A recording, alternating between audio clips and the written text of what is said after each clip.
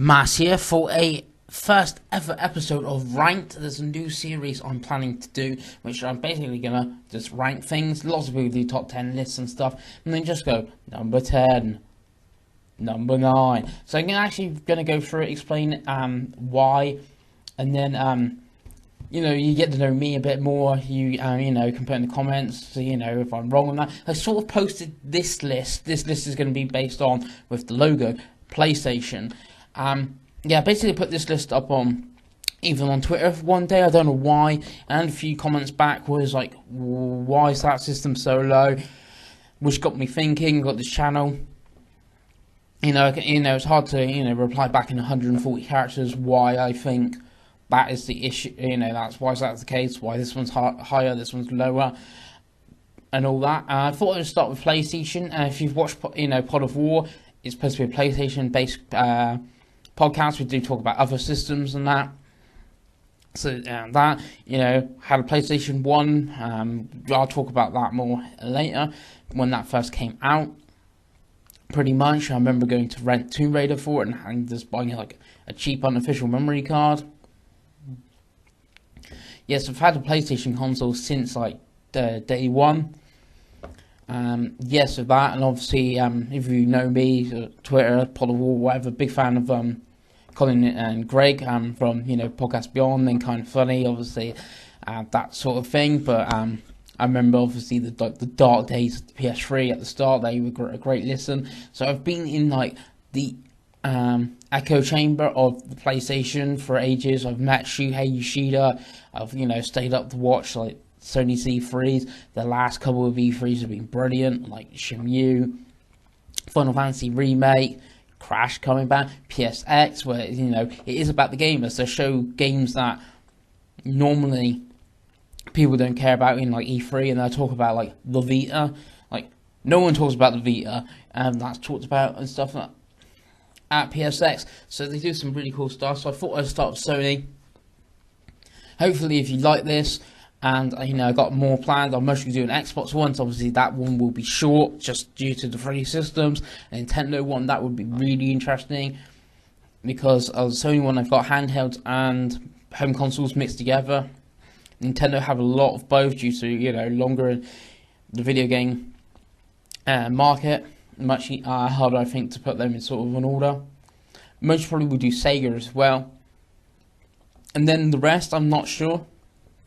I'm actually a really big fan of the Atari Jaguar, even though it was, pretty pants.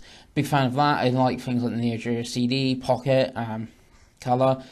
So I do like lots of the other systems and that. So I'm not sure if I would do a list of like the top 10 other systems, because otherwise they'd be here all day. Like 59th, the Commodore 64.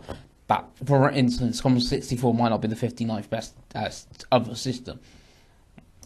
Yeah, so I'm going to go through the PlayStation systems. That's 8 systems. Yes, there's actually 8 systems. That's in my opinion. One of them is the first two are a bit, they're not really systems. You can argue they are and aren't. But I'm going to start with them. And the first one is the Pocket Station.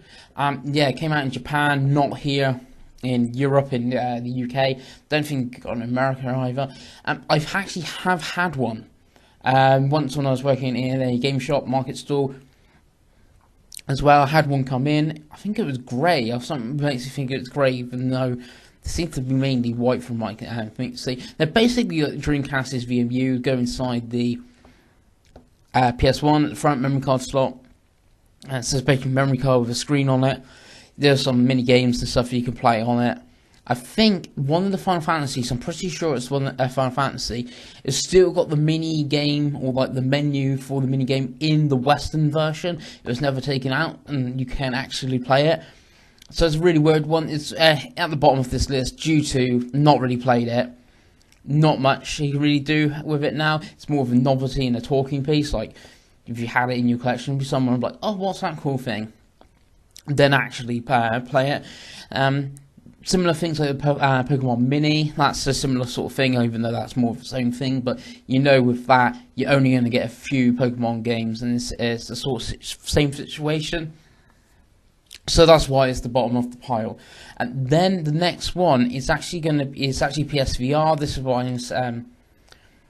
saying, like, people, are they systems and that. I've got PSVR in here. Some people say it's an accessory or peripheral, depending like how you want to talk about it. No different than Vive and Rift. You have to have a PC to run them. Even like the Gear, you have to have a Samsung phone to, you know, be able to use it. Yeah, so you can argue it's that. Same, no different with Kinect. You know, there's Kinect only games. You had to have that sort of thing, but that seemed more like a traditional peripheral, like the iToy was. But PSVR, how it was treated from Sony when it came out, like 30 odd games nearly at launch. You know, real good. Some, you know, they had first parties on it, like you know, the Riggs game, Starblood Ringus has come out. So some good stuff. Yeah, if you checked out any of my other videos, I did a series called Enter the PlayStation VR. I was talking about PSVR before launch, after launch, and one of my most popular things on my channel. I just actually stopped doing PSVR stuff because I stopped using my PSVR. I've talked about this before in a thing I wrote for Nintendo. VR is very cool technology, and I can actually still see it being, you know, a thing in gaming, but at the moment still awkward to use. Like, you come home, take Resident Evil 7, I got that, you know, that'd be cool in VR, I played a bit in VR, but like, you come home, you just want to put the disc in, sit on your sofa, or wherever, you know, eat your packet of crisps, drink your drink. I know it's, you know, quite stereotypical with me for like a gamer. That's like the thing, you know, you want to relax and, you know, play the game. I know like Resident Evil's not that relaxing, being a survival horror game, but you come in VR, you got to get, like in my case, I kept the unit in a cupboard because it's the only place I had room for it. So, you know, taking it out of the cupboard, getting all the cables out, plugging them all in. Okay, it's only 5-10 minutes, but that's 5-10 minutes you could be using, you know, to enjoy the game. Then you got it on. Then it's how long you can use it for. Yeah, and then like games have been, you know, foreign in between, up until actually it looks like fairly decent next sort of month. Starblood, Star Trek, something else is coming soon. Oh, Farpoint, and a few like interactive sort of movie demo type games. They're actually been really cool for PlayStation VR, those type things. So I still think VR is great, but it's not there yet. At the moment, it feels one of those things like, I played at AEGX, it's really cool. You play it somewhere else and it's really good, but then you bring it home and it loses like its magic. In fact, in the right sense, you know, things like, yeah. So that's why PSVR is down here, but then you may not think of it as a game system. You may see it as a peripheral and for a different list. Yeah, so actually going to move on to the next one. The next one is the one that people really wanted to talk about on Twitter, and that's the PS2. Yes, the PS2 is all the way down in like 6th position of these 8. The reason why the PS2 is down here is basically I've not got much love for it. Basically I had a PS1, like I said. PS2 was coming, DVD player, excellent. Saving up for one, you know, gonna, you know, buy it myself. And then I remember seeing an advert in like the free ads or AdMart or something for a Sega Dreamcast, and it was like less than what I say for him with a bunch of games, and the PS2 still wasn't even out yet. So I actually bought that. So I bought that. That was, you know, that's great. I'll talk about that later in a Sega video. So that was great. I did get the PS2 that Christmas, I believe. Yes, I got that, but I was still playing like the back catalogue of my Dreamcast games and stuff. And then I started playing my PS2. I played some great games on the PS2. You know, Shadow of Colossus, it's an amazing game. God of War was back. You know, started on there. But, you know, time go past, you know, it was like 2002, so quite early into the PlayStation 2's life. You know, the Dreamcast is totally dead by then. Was not actually dead, still got games coming out for it now, homebrew ones, but officially dead sort of by then. You had the GameCube and the Xbox around the corner. So I had all 4 of that generation console. It's like the first time I had all the systems of that generation. So that was a great time gamer, and had the options as well with like the game shop and the market store and stuff of playing all the games. A couple of mates had Xboxes, so we played System Link with Halo. Played single player games like KOTOR, Jade Empire, Fable. It's where I played all my third party games because they, to be honest, they were better on Xbox. You had online play as well with the games, which are much easier. And then the Nintendo GameCube had, Nintendo games, which, I still think the GameCube has been their best, Nintendo's best point. And then even the third party was great on Nintendo, like Twin States was exclusive, Eternal Darkness, Resident Evil 4 for ages, and then Zero Remake. So you only have, even though I had all the all these consoles, I could easily get my hands on the games. You only still have so much time to play the games, and I was playing on the other systems. So yeah, if I only had a PS2, or maybe just a PS2 and a GameCube, or the PS2 and a Dreamcast, or whatever, it may be way higher up on the list. But like I said, Shadow of the Colossus is one of my favourite games of all time. That's fantastic. It's just that overall, the PS2 is 10-year lifespan. Ever how many thousand games on it? I can only think of like 20, quality experience I had with the system. Where I can think of loads with like the original Xbox due to online and playing with friends and Halo 2, for instance, and even the single player stuff on there, like the KOTOR, Morrowind, stuff like that. And the Nintendo games being Nintendo games like Wind Waker, Twilight Princess, Smash Bros, Kart, some real classics of pure gameplay. So if it wasn't for the other systems, it might be higher, but that's the basis of it here. So number 5 is the PSP. Yeah, I remember buying PSP almost when it first came out. I didn't buy it on launch. It was really soon. Someone I knew needed like money desperately, so I bought that off them quite cheap. I can't remember, like the first game I might have played on it was like Coded Arms or something. Yeah, I just picked up another one which you might have seen in unboxing videos. Really like the PSP. It's above the PS2 due to, like I said, about the experiences. And the PSP, even though it's not got that many games, it's got like 600. It was around for quite a long time. Had an amazing store base, like 80 million.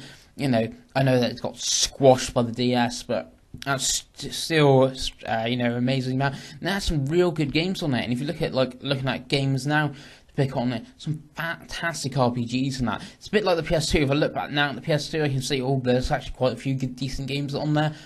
I would have maybe liked to play, but again, it's time, etc. But the PSP, I can think of like Crisis Core. Crisis Core is my favourite Final Fantasy game. So that's maybe one of the reasons the PSP is here. So Shadow of the Colossus is like. It's weird because like Shadow of the Colossus is my favourite PS2 game, one of my favourites of all time, but that's like right up there. That's like, I don't know, a 9+, so let's say a 9+ game. Well, and I didn't play any of like the 8s or the 7s or whatever. There's like one 9+. Well, on like the PSP, there's this one 9+, sort of game in Crisis Core, and then you got all these sort of like 7 or 8s that I played, like Daxter. Which is really weird because I didn't play Jackson Daxter on the PS2, that. So, like Daxter, you got the Grand Theft Auto games on there, Metal Gear games on there. Like Peace Walker I only actually started playing recently on Vita, but I played Acid on there, played a bit of Portable Ops. Just trying to think what else. Yeah, it's low down on the list due to like not playing that much on there. But hopefully that will, change coming soon, with now picking up a PSP again and games being real cheap for it, considering compared to other systems. But yeah, basically why the PSP and the PS2 are so low is due to not playing there much, and not really connecting with me, with game level. I'm just playing other things at the time. I've never been a big handheld person at all. And talking about handhelds, my fourth choice is the Vita. Again, I had a Vita at launch. I bought one at launch. bought a load of games on launch. It has to be. I still consider the Vita to have the best overall launch lineup ever. It hasn't got the best game. You know, you can go original Xbox Halo, N64, Super Mario 64, Dreamcast for like Soul Calibur and that. But the overall quality of the Vita's launch lineup was fantastic. Uncharted, Marvel vs. Capcom, FIFA at the time was really good on it. Rayman, I remember getting Rayman like a week and a half later. Even though I bought it in game, they had issues coming in, but it's part of the deal. Super Stardust, what's the Escape Plan, the launch title? I can't remember, but yeah, it was, the launch lineup was good. It was no Uncharted mostly was the standout, but there seemed to be no real bad games, but no fantastic game. It was just all, I don't know, let's go back with the review scores of like the 9s and that second. They were like all 7s. You know, so that's not bad. It was like average, but all of them's that. You know, like you look at the Wii U launch, no, not the Wii U, Switch launch now, you go, yeah, Bomberman's not great. Zelda's a 10 for most people. I'm not that keen on the new Zelda, but that's like a 10. Like Bomberman seems to be like a 4. Well, the average there is, 6. You're going to correct me with my maths there, aren't you? In the comments, most probably. Yeah, that's the thing I'm trying to say. It's like a balance. The launch, I know it's really good at Vita. I've actually had a couple Vitas because I bought it at launch, played a bunch of games, and there seemed to be nothing for it. Sony's support of the Vita has been pretty rubbish, and it looks like the PSVR may have the same treatment, which is not a good thing. But the support from Japanese studios and indie studios has been fantastic, and due to Tim, who I'm now helping the Nintendo Switch Guru, is one of the reasons I picked up a Vita again, due to latest Vita games. Even mate Dave on Pod of War, him, again with Beyond, and kind of funny, people talking about the Vita and being in that ecosystem. Oh, I'm a PlayStation fan. I like trophies and that. I can get them on the go in this portable system. So yeah, that's what the Vita's here. So, some great games on it, like Persona 4 Golden, really good. Not finished it, like 40 hours in on like, I want to say the 6th dungeon. Kind of want to go back to it, but then Persona 5 is here, playing that a lot. So I'm not sure how it would be like going back. But there's some stuff I'm thinking that was in 4 that isn't in, I've not seen yet in 5. So I might want to go back to it. There's lots of like cool smaller games, like Severed came out last year. That's a great game on Vita. I know it's recently come to other systems, but things like that.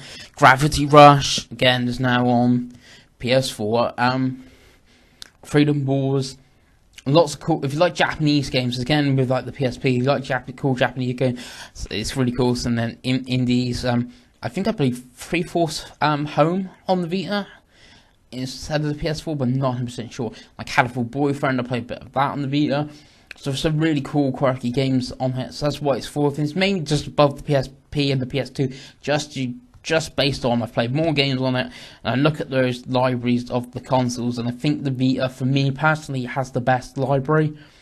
So that's why it's there. But it's like the top of like the bottom tier, if that makes a sort of sense. And now we're getting into, to me, the big three.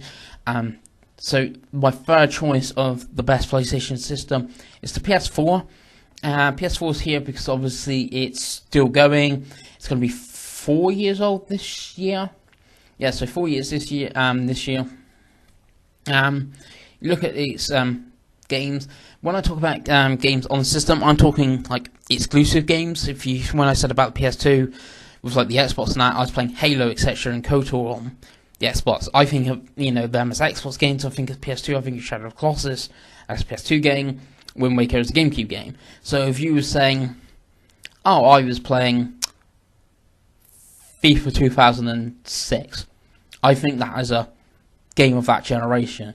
Don't dump on me if you're playing that on Xbox, GameCube, PS2, PC, wherever. If you're playing that game, enjoying that game, that's great. We can talk about it. We can talk about that game and stuff like that. So when I think of the PS4, the games I love on the, like really like Ground Zeroes, great game, Final Fantasy, great game. You know, I've talked to people that have played those games on Xbox One. You know, they're still great games if they're playing on Xbox One, PS4, or PC. In the case of I said Ground Zero, so I meant Phantom Pain. So yeah, so they're great games of this generation. Again, it doesn't matter what system you're playing on. So when I look at the PS4, I'm looking at its exclusives. And its exclusives already are pretty decent. It's got some great exclusives from Japan, like Persona 5. You know, it's like the second highest rated game on the PS4, like the second highest rated game this year on Metacritic, like 94%. It's most probably the best JRPG in years, and this is now going to be the benchmark for the genre. You know, you got things. I know it's also came to the PS3, but yeah, as I say, it's a PS4 game. So you've got that. Then you got things like Bloodborne. I tried to get into Bloodborne, but still haven't really got on with the Souls series. But that one I did like more, and I love the gothic style of it. And then you got things like Until Dawn, which is what to me is fundamentally a PlayStation game. It's, you know, the game that Sony normally takes like risks on. You know, something different and unique. And then you got things like Last Guardian, Uncharted 4, and then the indies like Transistor. So you know, you got some great games there. Yeah, and obviously the things from Japanese studios like all the Kingdom Hearts games, Yakuza 0, Gravity Rush. Even the order wasn't that bad. It was just really short, and the shooting was kind of generic, but the actual like cinematics and that was really good on that game. So that's really what it's for. And like I said, it's like 4 years old this year. And look at this year's lineup for the PS4, it's absolutely ridiculous. If everything comes out this year that's meant to, you know, you got Horizon's come out already, Nier's come out this year, and that may come to other systems still. Yeah, Neo, Kingdom Hearts, Yakuza, Tales of Berseria. You've got Gran Turismo still to come this year. You've got like rumours that Spider-Man's this year. I don't see that myself. Same with God of War. But, you know, Christopher Judge, who's now voicing Kratos, like, seemed to, like, say it's coming this year. You got the Uncharted standalone DLC, Lost Legacy to come. Hot Shots Golf. And then you got, like, way in the future, like, Last of Us Part 2. Death Stranding. Like I said, it's about Spider-Man. You got Detroit Become Human. And yeah, some fantastic exclusives things to be coming. You know, and there's obviously going to be more stuff, you know, coming from the, you know, Japanese studios and that, that, you know, remains exclusive on PlayStation or are associated with PlayStation. Yeah, sorry about that. Yeah, so that's what it's for, mainly due to the games got now, and, you know, looking towards the future of the PS4 and what should come to the system. And, you know, like Final Fantasy VII Remake, Shenmue 3. Yeah, so that's why it's third. It could, in 3 or 4 years' time, something we're talking about the PlayStation 5 launching, you know, and the PS4 we're looking back on, or it could be higher on this list. But at the moment, it's going to be the first, just because I've played it more than the Vita. I think the exclusive, especially from Sony, are better on PS4 and the Vita. You know, like Uncharted 4 is better than Golden Abyss. Is Persona 5 better than Persona 4 Golden? That's debatable. But you know, comparing the two, and like I'm thinking of like Risk and Vita games. But even if you go Killzone, Shadow Falls most probably better than Killzone on the Vita. So that's third. And then number 2. It's actually the PS1.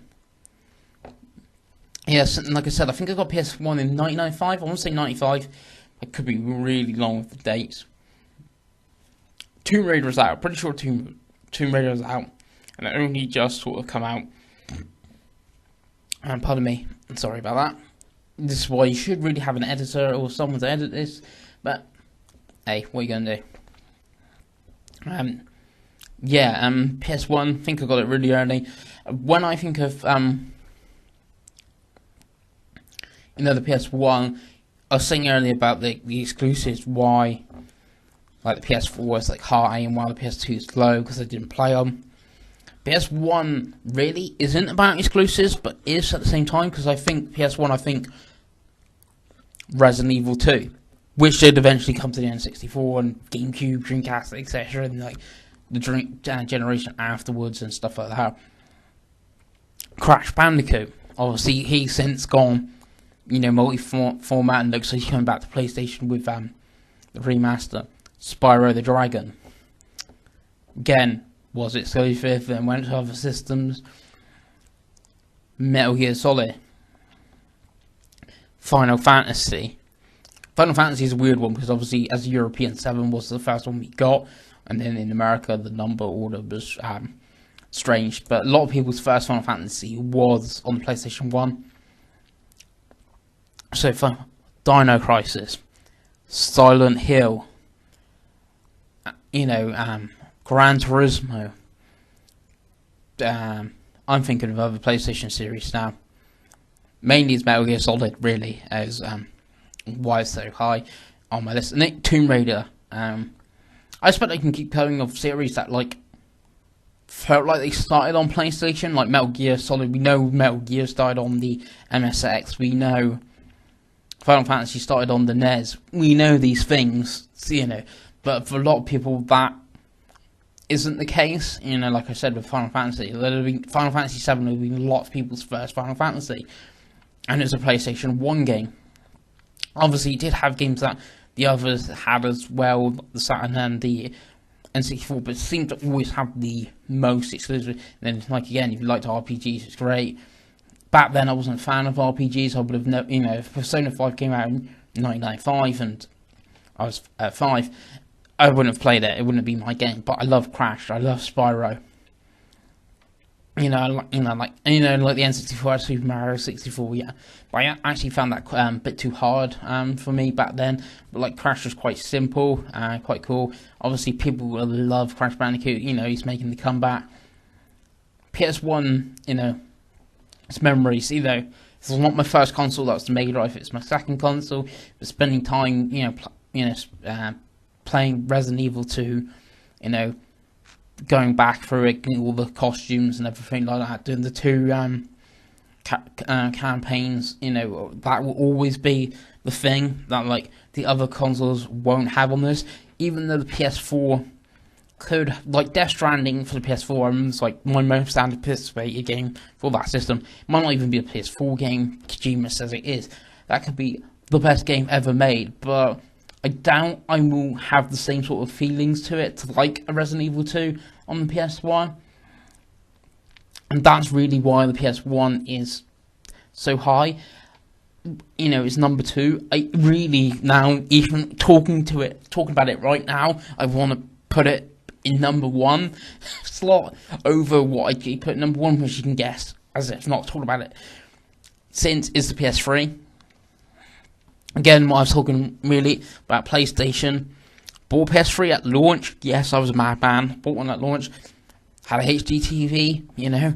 I wanted a Blu-ray player. Again, like the PS2, I wanted a DVD player. So, you know, wanted the Blu-ray player. Bought that. Had MotorStorm and Resistance Fall of Man. Not great games. The first, you know, you had Uncharted. This is really why the PS3 might be the top one. Not PS1. You can switch these two. Like I said, the memories of the PS1, but you're looking at PS3, I think PS3, first thing I can think of is Naughty Dog. Yeah, Crash Bandicoot, Jackson's that stuff. But when I think, you know, they had 3 Uncharted games on that system, 4 on PS4, but Uncharted 2 is fantastic, and they had The Last of Us. That's 4, Uncharted 1 isn't that great, but the other 3, that's 3 fantastic games. When I think of PS3, I go, yep, Naughty Dog, most probably the best game developer in the world. Single great game developer. You know, you can argue Nintendo, but obviously they have lots of little studios. Actually, the little studios are actually quite big. But you know what I'm trying to say? It's like one big developer of like smaller ones, branches coming out. When Naughty Dog is one small whole. Most probably the best game developer in the world. And then you got things like Metal Gear Solid 4. As a fan that's played pretty much every Metal Gear game up to then, apart from, like I said, Peace Walker, which I've since gone back to play. You know, number 4 on how that finished. You know, finished the series. And then, you know, you got things like Ni no Kuni. Like I said, JRPG is not my biggest thing. But that was, you know, that's great.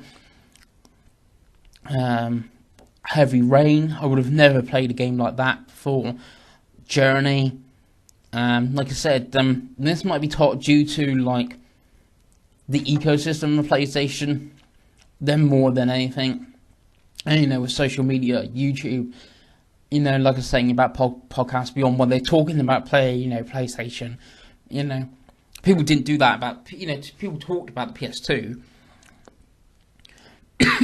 but it wasn't a thing, you know. I think I got the internet in like 2002, roughly, maybe even before that, but that's the thing, you know. PS3, you know, was there day one, you know, listen to, you know, people talk about it from day one. You know, like I said with the Podcast Beyond, kind of funny, you know, hear them talk about this game called Journey. You're like, what the hell is this? And then you play it and you're like, okay, yep. Yeah, I get it. I get what, you know, that's Sony's thing. Like I was saying about, you know, Until Dawn. That feels like a PlayStation game. And just how it is, you know. They can have these big blockbusters like an Uncharted 2, but they can have things like a Journey. Then they got Unfinished 1, Flower. I think I can go on about exclusives on PlayStation 3. Again, I'm talking exclusives here. That's why it's the top PlayStation system. Like, I played nearly all my third-party games of that generation on the Xbox 360. And you can, you know, look up my game tag, Massive Dash, and do all my, you know, achievement points, whatever they're called, is on from 360 games. You know, I played my card by, you know, FIFA, Bioshocks, Red Dead, all that. I think Batman, all those sort of games on 360. You know, that's where most of my friends played. You know, 360 was cheaper than a PS4. Many people had a PS4. Most of the third-party games were better on the 360 to start with. It didn't have trophies to begin with. You know, achievements. There was something like I was saying about the Xbox, and go back in the PS2 again. You know, I played my third-party games on the Xbox because of online, and most of them were the better versions. I feel when I had all the kind, if I'm going to pay 30, 40 quid, maybe even 50 quid for a game, I want the best version of that game. And most of the time that was on the Xbox 360 than the PS3. Eventually it sort of turned around. I think Bioshock Infinite's better on PS3 than Xbox 360. For instance, and I've actually played that on PS3 because I traded in my 360 for Wii U in 2002. So, like I said, I'm not not talking about third-party games. Obviously, if you add the third-party games in, they're fantastic as well. Yeah, but I'm talking about the exclusive and the overall package of the PS3, and you know, like I said, like things like Metal Gear Solid 4 ending the series. I know it didn't end, you know, time-wise. It did, and all those characters building up to at the end of that. And then I said the other bits and pieces, like, but you know, like the trophies and talking about PlayStation, listening about PlayStation, it all comes down to like the PS3. Even now, I'm talking about PlayStation, all coming back down. Everything that's linked together comes down to the PS3. So yeah, that's my number one PlayStation console. I hope you've actually enjoyed this me rambling on about PlayStation for, I don't know how long I've been talking about now. Well, yeah, nearly over half an hour at least, maybe even 45 minutes. So yeah, it's turned into like a one-man podcast now. But I hope you do enjoy this chat, and hope you've learned a bit about me. Sorry if I coughed or whatever. You know, it's a long time to just talk, especially on your own. You got no one else to talk back to. But yeah, put in the comments and stuff if you know what's your favourite PlayStation consoles. Am I wrong? Is my thinking wrong? You know, should the PS2 be number one because it's the best-selling console of all time? So you know, And, you know, is there a reason why? You know, because the Shadow Colossus is that great. Otherwise, thanks for watching. I hope, you know, like I said, you get me more and I can get you more from the comments. And then, you know, like I said, hopefully continue. I will most probably do an Xbox version, Nintendo version, Sega, and maybe other. And then other things as well, like I might do the Zelda series, the Silent Hill. Like I said, I kind of did that with Resident Evil ages ago. I did I call it the one man podcast before 7 came out. But so yeah, I hope you really enjoy this. It's been me, Massive Das. Yeah, so continue, subscribe, like, whatever, and I will see you again.